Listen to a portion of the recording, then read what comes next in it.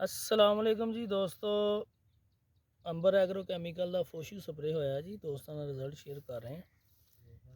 ये दोस्त देख सकते जी, ये डीले की सूरत हाल बनी जा रही है। देखो जी, डीला भी बड़ी शिद्दत नाल थी ते पूरी हरियाली दे विच सीगा जी।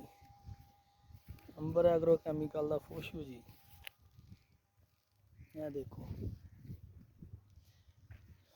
जिथे हैगा सी उत्थे ही रुक गया जी, ते सड़ना शुरू हो गया किनारियां तो। आलू भी देख लो माशाल्लाह किड़े किड़े हो गए, कोई स्ट्रैस नहीं। ते डीला भी बड़ी शिद्दत वाला डीला दोस्तों नज़र आ रहा जी, लाल जा हो गया, जमीन ਨਾਲ जुड़ गया जी।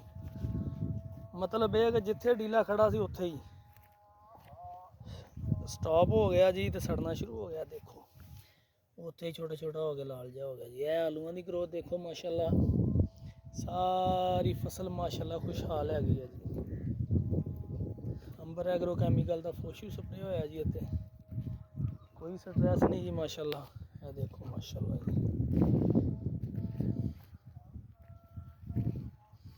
डीला जिथे हैगा सी उपरों किनारियां साड़ी जान दिया।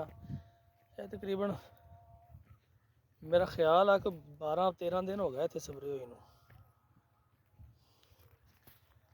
कोई किसी किस्म का इंशाल्लाह गंद नहीं होएगा जी, फसल बिल्कुल साफ हो जाएगी। रिजल्ट थोड़ा जहा लेट है इहदा, लेकिन है बेहतरीन जी माशाल्लाह।